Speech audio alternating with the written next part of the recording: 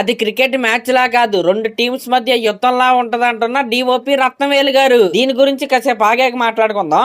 ఇంతకు మ్యాటర్ ఏంటంటే యూకేలో పెద్దిగాడి ఓచకోత ఈ రోజుకి ఏంటి ఈ వీడియో చేసే టైంకి అక్షరాల 12,500 టికెట్స్ అయితే సోల్డ్ అవుట్ అయితే అయ్యాయి. నిజంగా యూకే మార్కెట్లో వన్ ఆఫ్ ద హైయెస్ట్ అనే చెప్పాలి.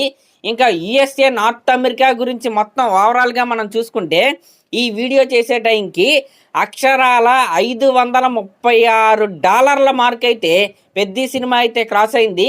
అక్కడ ఏకంగా 19,000కు పైగా టికెట్స్ అయితే టోటల్ నార్త్ అమెరికా వైజ్గా అయితే బుక్ అయ్యాయి. ఇక్కడ మీరు అనుకున్నంత స్థాయిలో నెంబర్స్ లేకపోవచ్చేమో కానీ డిస్పైట్ ఆఫ్ ది ఆర్ట్స్ ఈ పెద్ద సినిమాకున్న ఆర్ట్స్ ప్రకారం నిజంగా వెరీ గుడ్ నెంబర్ అనమాట.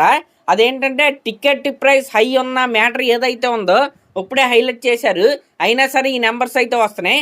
ఇంకా ఈ సినిమా డైరెక్టర్ అయిన బుచ్చిబాబు గారు ఏమి బాహుబలిలు అంతకుముందు కేజీఎఫ్లు తీసిన డైరెక్టర్ అయితే కాదు, ఓన్లీ ఒకే ఒక్క సినిమా తీసిన డైరెక్టర్ అనమాట. కాబట్టి ఇలా చాలా ఆర్ట్స్ అయితే ఉన్నాయి. ఇన్ని ఆర్ట్స్ ఉన్నప్పటికీ కూడా యుఎస్ఏలో చాలా అంటే చాలా మంచి నెంబర్ ఇది. ఇంకా సినిమా రిలీజ్కి 8 రోజులు అయితే ఉంది కాబట్టి ఈలోపు చాలా బాగా పికప్ అయింది. ఇంకా ఈరోజు దగ్గరగా 40K జంప్ అయితే మనం అయితే చూసాం. ఈ రకంగా ట్రెండ్ అలాగే కంటిన్యూ అయితే చాలా మంచి నెంబర్ అయితే మనం అయితే ఖచ్చితంగా చూస్తాం. ఇంకా నెక్స్ట్ ఇంకొక ట్రైలర్ కావాలని ఫ్యాన్స్ కొంతమంది అయితే అడుగుతున్నారు. ఇంకా ఈ వీకెండ్కి సెకండ్ ట్రైలర్ వచ్చే అవకాశం ఉందని కూడా కొంతమంది అయితే అంటున్నారు. కానీ నాకేమనిపించిందంటే అంత అవసరం అయితే లేదు. సెకండ్ ట్రైలర్ రిలీజ్ చేయాల్సిన నీడ్ అయితే నాకు తెలిసి అయితే లేదు. ఎందుకంటే ఫస్ట్ ట్రైలర్ కట్ ఏదైతే ఉందో అది చాలు.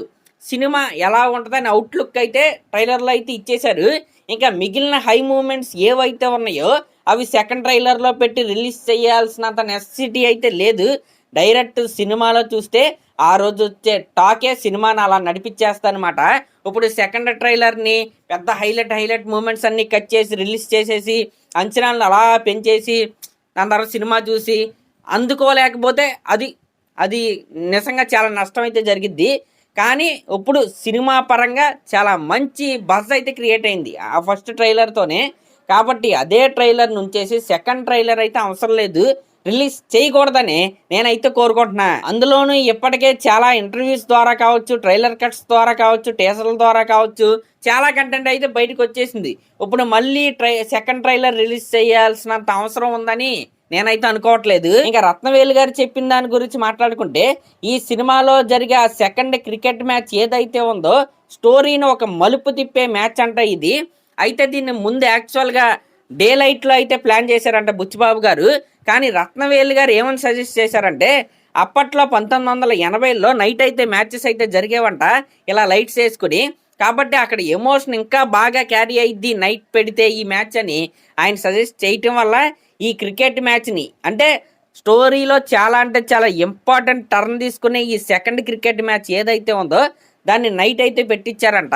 ఎర్ర కట్ చేస్తే అవుట్పుట్ అయితే చాలా బాగా వచ్చిందంట. అంటే రెండు టీమ్స్ మధ్య జరిగే యుద్ధం లాగైతే ఈ మ్యాచ్ అయితే ఉంటుందంట.